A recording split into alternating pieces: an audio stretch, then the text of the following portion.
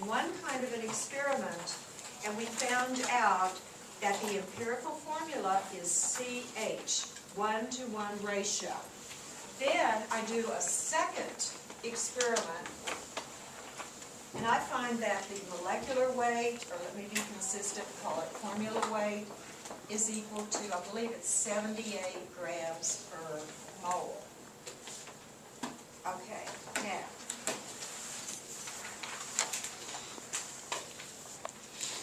okay, I think that's right. My memory is slipping there for a second. I'll adjust it, it's not. Okay, is CH also the molecular formula and true formula?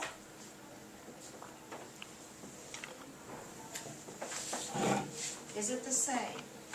If you remember, I gave you the example of hydrogen peroxide, and we found it was HO was the empirical, and then I said the molecular weight was such and such, and you made a decision if the empirical was also the molecular. Okay, in this case, our first experiment tells us this. Okay, our second experiment tells us this, and they're totally independent of each other. Different techniques totally. So, is this also the molecular? First is saying no, why not? Because the CH only equals 13. Yeah, if you did the formula way up here, it would equal 13. Okay, so how can we turn this in to the molecular?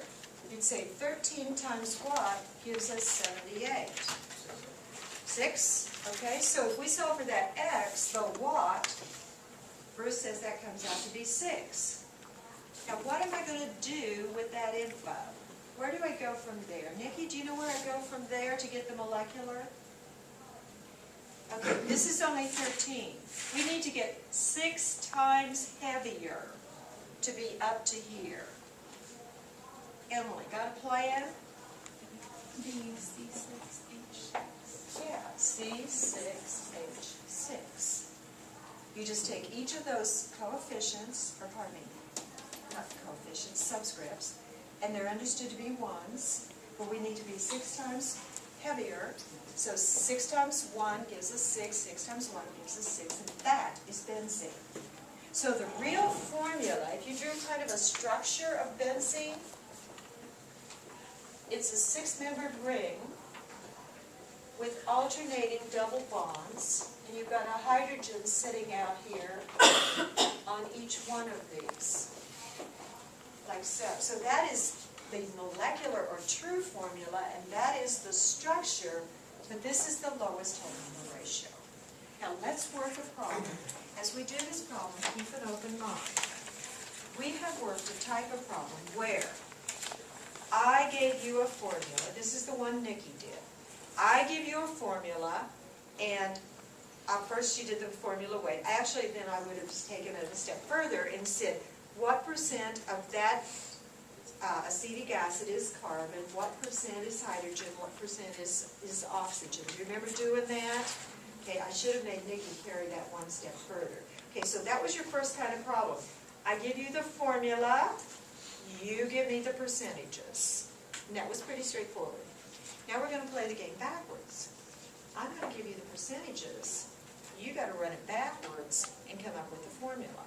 And when you do that, you're going to come up with the empirical formula, because it's coming from an experiment. Okay, now, here's the sort of info you get.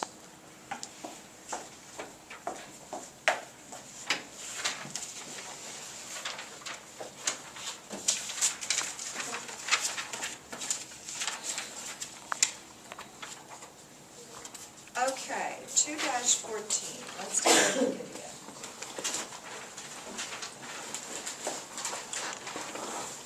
Okay, this is the way I've written it up. And there are so many little numbers in this thing. I highly recommend a table, so you don't have random numbers all over the place. Let's see what they've told us here. Let's take the words up here and let's turn it into a table. What elements have been found in this compound? So when we read through that, we have a compound. Here we go. We have 0.882 gram sample of a compound was found to be this many grams of sodium, this many grams of sulfur, and this many grams of oxygen, and we're to determine the empirical formula. Okay, now, where might this be done? Why would you be interested in this? Years ago, when I lived in the Kansas City, Missouri area, there was a huge research lab that had this community project. Anybody with street drugs could walk in and they'd hand over whatever they had, a small amount of it, and they would analyze it to tell them what they had. Okay, because, and they were not arrested or anything, this was separate from the police, because what they're trying to do is to educate those folks out on the streets buying drugs. It's not pure stuff. A lot of it is garbage, like horse tranquilizers and who knows what was in that. And so they would separate it and then they would analyze it. Okay, and the police do the same thing. If they find, stop a car, there's a baggie with a white powder in it, they go, what is this? You can't necessarily arrest the guy just because he's got a white powder in a baggie in his car. It could be sodium bicarbonate and he has upset stomach, so he carries it that way. Or maybe it's glucose and he's a diabetic, and he's carrying it that way. Stupid again, carry the original. Why I think about this is years ago my husband and I were in Africa and we had to cross a border, and it was between two countries there, and they were taking us in. It was just, the border crossing was just a shack.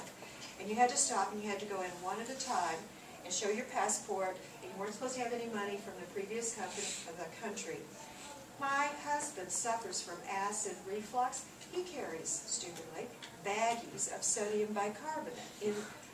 I'm going, I'm not with this man. There are two places behind me in the line. I'm not living out my life in this African country. And so I went through and he made it through okay. But you don't want to do that kind of stuff.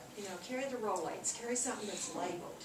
You'll be a lot safer. But here, we stopped this guy, and there's this substance in a bag.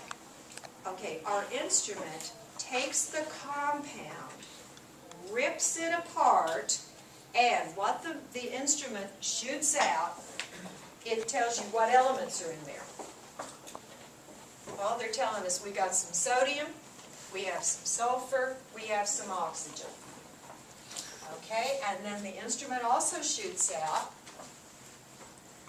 Now, sometimes they give you grams,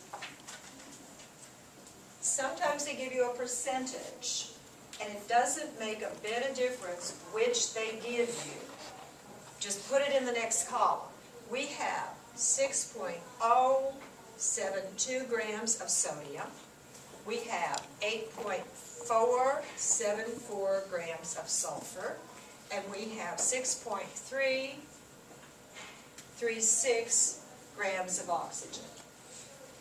Okay, then we're on our own from there on. Now, I imagine now instruments are much better and the computers do all these calculations for you. But we're going to do it the old-fashioned way. This is all we have, and our goal is to come up with the empirical formula. Nikki, how is that one worded in the book? The question. Yeah, how similar is it to that? It says a 20.882 gram sample of ionic compound is found to contain 6.072 grams of Na, 8.474 grams of LS, and 6.336 grams of O. What is the simplest formula? Okay, did you notice the two minor changes? It says, what's the simplest formula? Whereas I've used the actual chemical terms, empirical formula. The other thing, there was an extra word tossed in there up here, an ionic compound. We don't care right now about that. All you want to pull out of a problem like this for your table. What elements did they give you? If they give you grams or they give you percentage, it doesn't make a bit of difference, because if they give you grams, fine, we're on a roll. If they give you percentages, all we have to do is pretend we started with 100 grams of the sample, and those percentages turn into grams, so no sweat. Every way leads us to grams.